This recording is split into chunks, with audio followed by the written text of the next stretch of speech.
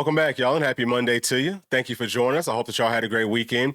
Y'all, we're officially 3 Mondays away from fall camp starting up. I couldn't be more excited because I know that we're going to have a really good football team, and it's just football season's everything to us on this channel. You know, we love basketball, baseball, softball, all that stuff, but football obviously hits different at the University of Tennessee. So it is time for us to start to talk about the players that have important fall camps coming up. And today's going to be top 10. I've already got 50 players slotted out. I don't know how deep we'll get into it. Try to get to all 50, but I can't guarantee it. Either way, if you find yourselves learning from or enjoying any part of the content, please do us a favor and like and subscribe. And we are actually going to go ahead and get started with number 10, Deshaun Bishop. Obviously, he's a veteran. Like, you can see all these numbers and all the stats for all the players. It comes from Pro Football Focus. So that grade right there, his rushing grade, 90.1, that is elite. That is very, very good. Obviously, you can see he rushed for over 1,000 yards, 5.9, almost 6 yards per carry. This is all from scrimmage. 16 rushing touchdowns, 68 first downs. Only had one fumble, which he didn't lose. You're going to fumble the football sometimes, right? We want to get that to 0, but that's still very, very good. And y'all can see all of his other metrics there. But either way, I'm definitely looking forward to his season coming up because he's just such a good football player. He seems like such a good young man, so everyone's rooting for him. He's, from Knoxville. You know what I'm saying? He's from East Tennessee. So it's a very special story, and I expect for him to absolutely wreak havoc. It's a couple of things that I want for him to get better at, though. Obviously, he's built like a tank. He's about 5'10", 215, might be bigger whenever the season starts, but it's all very solid, condensed muscle. So last year, I think he did a good job of just kind of like straight ahead running.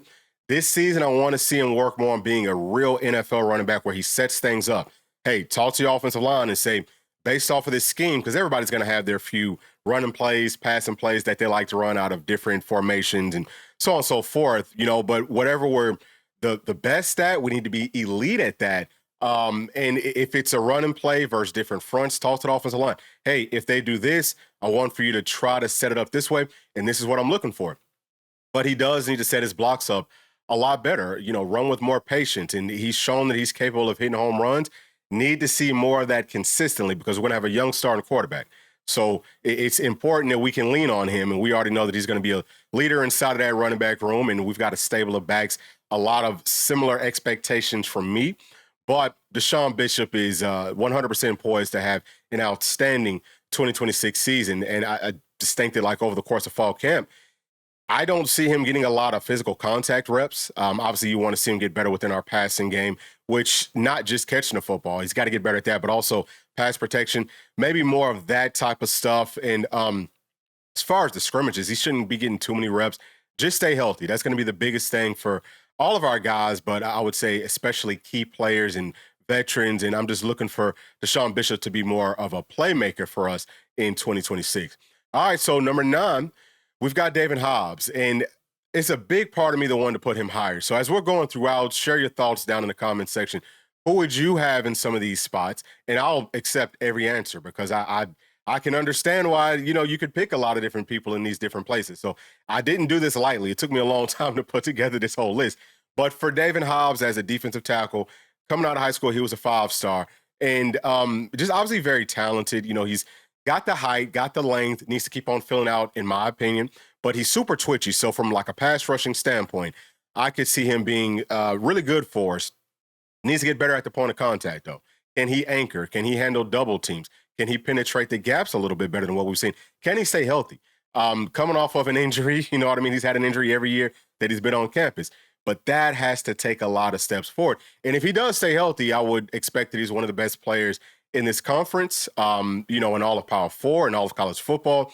But, man, he does need to also play with a little bit more dog. I've seen some things on film that I was very disappointed. Like, we ain't trying to get holding penalties, man. Like, you can't hold me. Like, that should be the mindset. So I want to see more dog coming out of him. But defensive tackle is huge for our entire defense.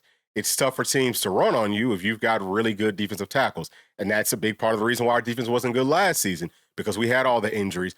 Defensive tackles weren't doing great at the point of contact. They're getting pushed way down the field. So that has to all, again, take the steps forward. And David Hobbs is going to be a huge part of it.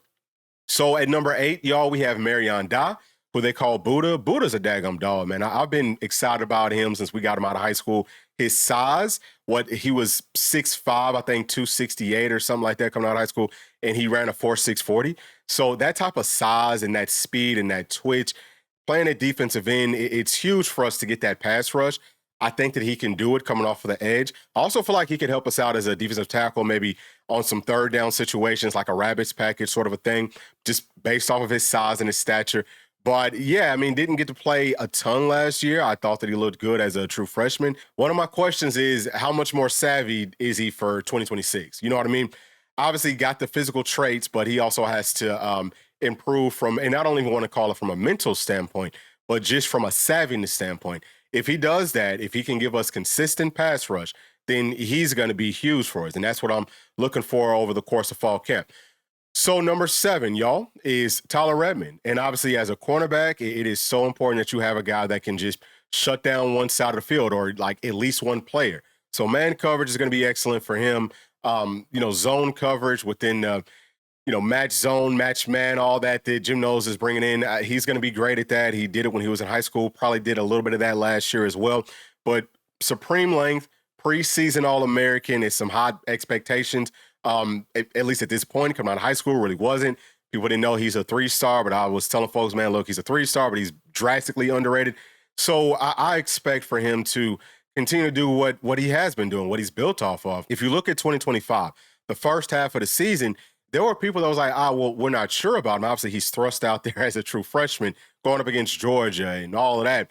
I thought that he played well. You're not going to win every single rep. Playing out there on those islands, it's very tough to do. But I feel like he held his own. But he did have some growing pains, obviously. On the second half of the season, in my opinion, he was our best cornerback, even better than Colton Hood. So he's built on that. He's gotten a lot better over the offseason, doing a bunch of training. And I just expect for him to be like way more buzz that he is one of the best cornerbacks in the entire country. I think that the buzz is only starting to grow, but it should just kind of like break through the ceiling after this year. So that's what I'm looking forward to hearing about over the course of fall camp for him. Number 6 is Jesse Perry. So I've got Jesse Perry as a right tackle. With all of his stats, you can see side-by-side right tackle and right guard. And everyone's information is coming from 2025. I know that y'all understand that it's all also coming from Pro Football Focus.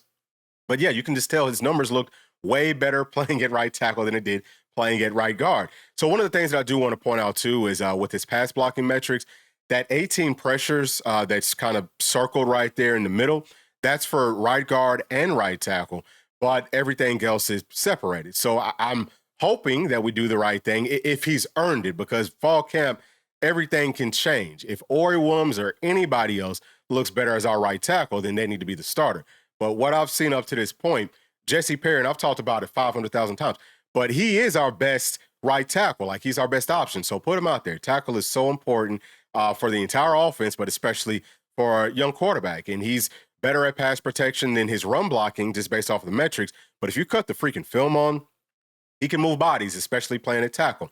So I think he's underrated even from these metrics. I expect that over the course of fall camp, we'll hear more about him playing at right tackle. And hopefully we let him settle in there so that, he feels a lot more comfortable and he can kind of sharpen up on all of his tools before we actually get into the season.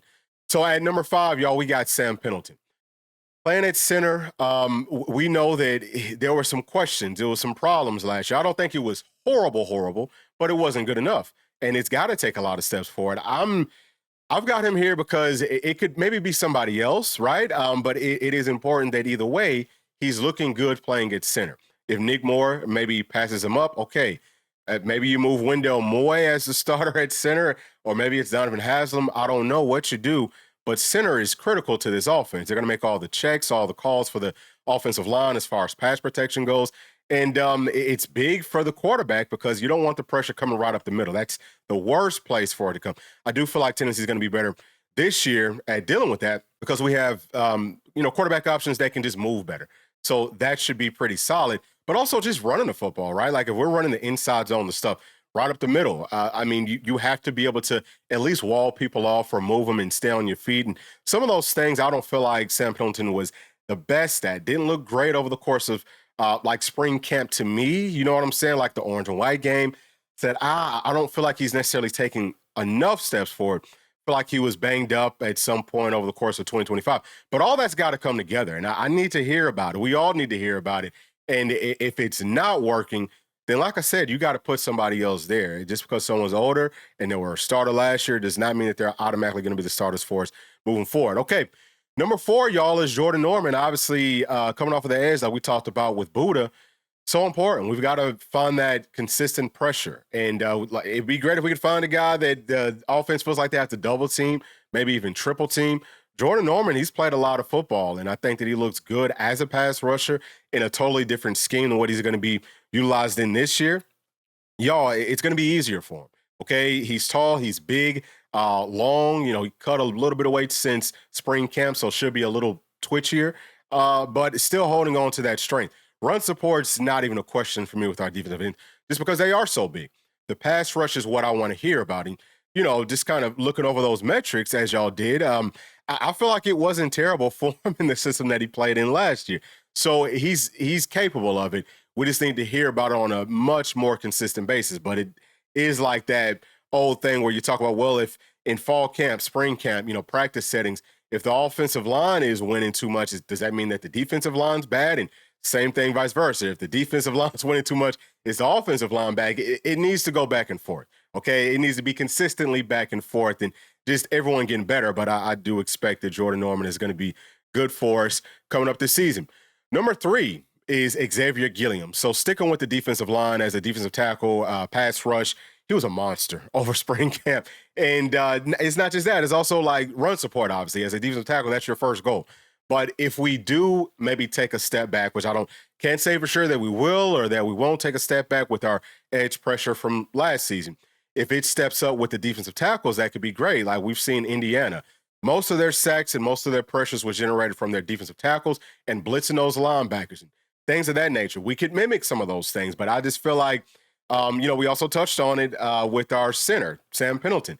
You do not want to feel the pressure coming right up the middle. That changes the entire football game. If you've got a guy playing a defensive tackle that just can't be stopped, I'm feeling like Gilliam is that guy. Can he carry over what he did in spring, to fall camp and through fall camp and stay healthy, right? I don't feel like he needs to get too many reps. If he's looking good, like we already know what he can do, man, let's build up more depth as other players that we need to get on the football field. Number 2 is David Sanders, obviously protecting the blind side for our starting quarterback.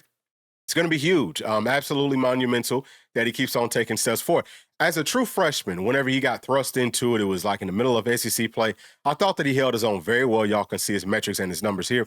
Really wasn't bad. Actually, most of his numbers were like the best for starting freshman offensive tackles in 2025. But yeah, he's going to keep on getting better. He's gained about 10 pounds or so, might keep on gaining.